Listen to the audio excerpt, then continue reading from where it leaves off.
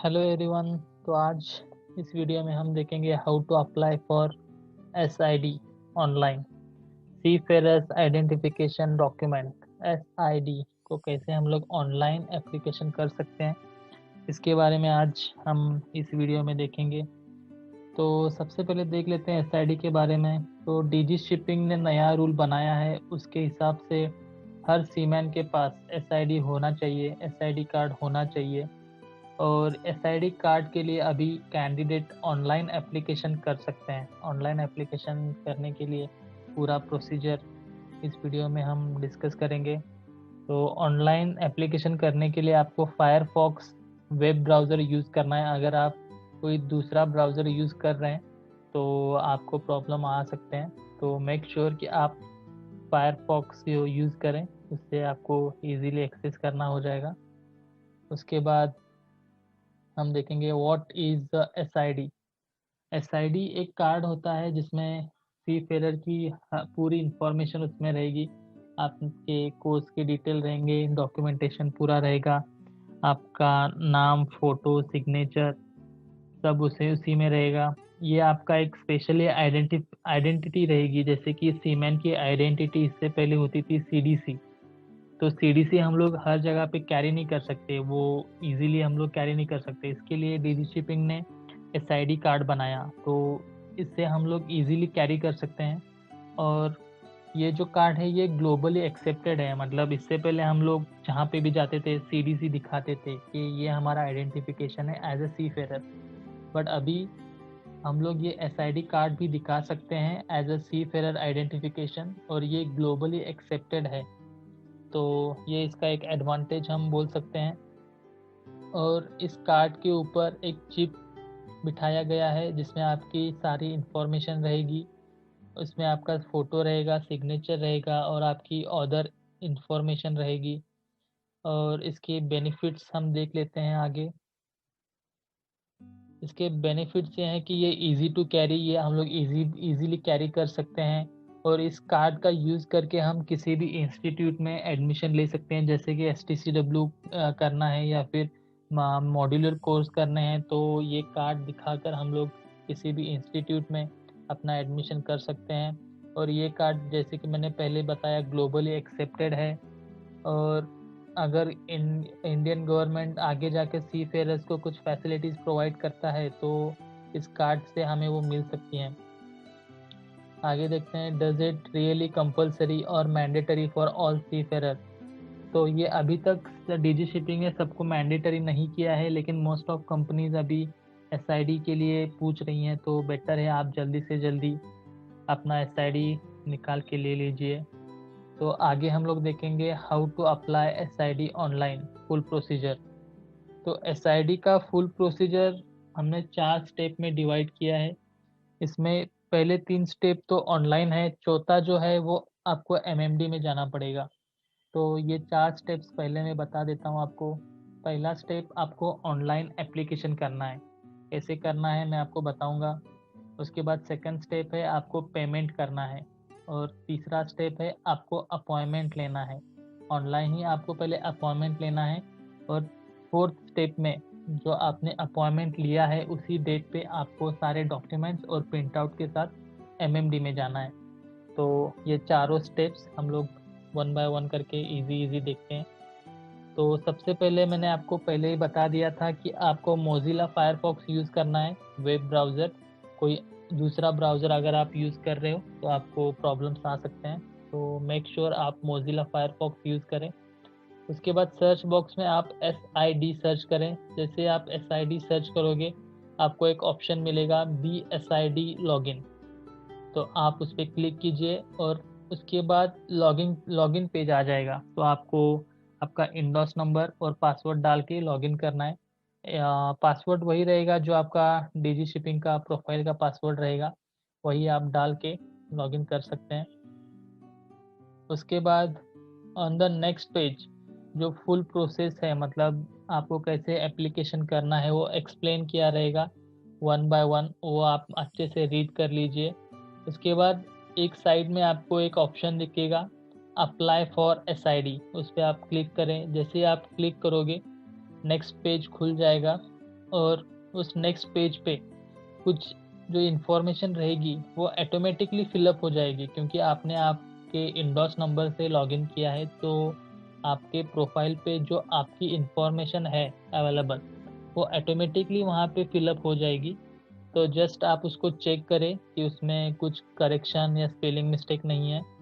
तो पूरा चेक होने के बाद आप कंटिन्यू ऑप्शन पे क्लिक कीजिए। उसके बाद on next page some information need to provide by seafarer, also some information are automatically gets filled up, check it properly and click on continue। तो उसके नेक्स्ट पेज पे आपको कुछ इंफॉर्मेशन प्रोवाइड करनी पड़ेगी, जो ब्लैंक रहेगा वो आपको प्रोवाइड करना पड़ेगा, और थोड़ी इन्फॉर्मेशन ऑटोमेटिकली फिल्ड अप हो जाएगी। जो इन्फॉर्मेशन आपके प्रोफाइल पे अवेलेबल होगी वो इन्फॉर्मेशन ऑटोमेटिकली वहाँ पे फिल्ड अप हो जाएगी, लेकिन जो डिजी प्रोफाइल पे अवेलेबल नहीं है उसको आपको फिलअप करना पड़ेगा। उसके बाद नेक्स्ट पेज पे आपको कुछ डिटेल्स देने पड़ेंगे, जैसे कि आपका एड्रेस, स्टेट और phone number. So make sure आप एड्रेस सही से डालें, क्योंकि ये जो एसआईडी कार्ड आएगा वो पोस्ट से आपके एड्रेस पे आएगा। सो मेक श्योर कि आप एड्रेस सही से डालें। उसके बाद आप नेक्स्ट ऑप्शन पे क्लिक करें। इसके बाद नेक्स्ट पेज पे कुछ सवाल पूछे जाएंगे आपसे, इजी सवाल रहेंगे सीडीसी, एसआईडी, पासपोर्ट के बारे में। जैसे कि आपने इससे पहले सीडीसी रिन्यू किया है क्या, यस और नो। इससे पहले आपने एसआईडी के लिए एप्लीकेशन किया है क्या, यस और नो। पासपोर्ट के बारे में भी ऐसे ही कुछ सवाल रहेंगे जिसको आपको यस और नो में ऑप्शन ऑप्शन वहाँ पे दिए रहेंगे, यस और नो। तो आपको यस और नो में उसको आंसर करना है। उसके बाद आप कंटिन्यू पे क्लिक कीजिए।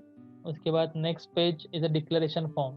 तो नेक्स्ट पेज पे डिक्लेरेशन फॉर्म रहेगा, तो आप वो पूरा पढ़ लीजिए, और उसके नीचे में एक सबमिट ऑप्शन रहेगा, उस पर आप क्लिक कर दीजिए। जैसे ही आप नेक्स्ट ऑप्शन पे क्लिक करेंगे, then cross verify all the details which you have entered. अब आपके नेक्स्ट पेज पे आपने जो जो इन्फॉर्मेशन एंटर की है और जो ऑटोमेटिकली फिल्डअप हुई थी, वो पूरी डिटेल नेक्स्ट पेज पे आ जाएगी। आपको मेक श्योर करना है कि वो पूरा जो आपका इन्फॉर्मेशन है वो सही है, कोई स्पेलिंग मिस्टेक वगैरह नहीं है, एड्रेस सही है, सब कुछ सही है। उसके बाद आपको सबमिट में क्लिक करना है। जैसे ही आप सबमिट में क्लिक करेंगे, हो सकता है वो बैक टू आपका डिक्लेरेशन फॉर्म पे चला जाएगा, क्योंकि ये प्रॉब्लम होता है कभी कभी। मेरे साथ 5-6 बार हुआ था। मैं जैसे ही सबमिट में क्लिक करता था, ऑटोमेटिकली वो बैक पेज पे चला जाता था, डिक्लेरेशन फॉर्म पे चला जाता था। तो डरने की कोई बात नहीं है, आप वापस से डिक्लेरेशन फॉर्म सबमिट कीजिए। वापस से आपको वो पूरा वेरिफिकेशन के लिए आ जाएगा, वो आप चेक करके वापस से आप सबमिट पे क्लिक कीजिए। ऐसा होता रहेगा, 2-3 बार हुआ, कोई प्रॉब्लम नहीं है। आप सबमिट करते रहिए, अगेन एंड अगेन रिपीट करते रहिए। फाइनली आपका एक पेज आएगा जो आपका फाइनल एप्लीकेशन फॉर्म होगा, जिसका आपको प्रिंट आउट लेना है। मेक श्योर आपको फाइनल एप्लीकेशन फॉर्म का प्रिंट आउट लेना है। ये प्रिंट आउट आपको एमएमडी में कैरी करना होता है जब आपका अपॉइंटमेंट रहेगा। सो मेक श्योर कि आप उसका प्रिंट आउट ले लें। तो ये हो गया फर्स्ट स्टेप। दूसरा स्टेप हो गया, आपको पेमेंट करना है। एप्लीकेशन के लिए आपको पेमेंट करना होता है 300 रुपीज़। तो ये ऑनलाइन पेमेंट ही आपको करना है। उसके लिए आपको वापस से फर्स्ट पेज पे जाना पड़ेगा, जहाँ से हमने एप्लीकेशन फॉर्म की शुरुआत की थी, उसी पेज पे आपको वापस जाना पड़ेगा। वहाँ पे आपको एक ऑप्शन मिलेगा मेक पेमेंट। वहाँ पे आपको एक ऑप्शन मिलेगा मेक पेमेंट। सो उस मेक पेमेंट ऑप्शन पे आपको क्लिक करना है। जैसे आप क्लिक करेंगे, आप नेक्स्ट पेज पे आपका नेट बैंकिंग या फिर debit card, credit card use करके आप पे कर सकते हो। उसकी फ़ीस है 300 रुपीज़, तो आप उसका पेमेंट कर सकते हैं। After completion the payment, the next page success notification on top, it confirmation for successfully payment has done। तो यहाँ पे जैसे ही आपने 300 रुपीज़ पेड कर दिए, तो नेक्स्ट पेज पे एक सक्सेस नोटिफिकेशन आएगा। आपके नेक्स्ट पेज पे एक सक्सेस नोटिफिकेशन आएगा। ये कंफर्मेशन है कि आपका पेमेंट सक्सेसफुली हो गया है। तो इसका मतलब आपने 300 रुपीज़ ऑलरेडी पेड कर चुके हैं। यहाँ पे आपका दूसरा स्टेप पूरा हो जाता है। तीसरा स्टेप है, आपको अपॉइंटमेंट शेड्यूल करना है। तो आप वापस से फर्स्ट पेज पे आ जाइए, जहाँ से आपने मेक पेमेंट ऑप्शन सिलेक्ट किया था।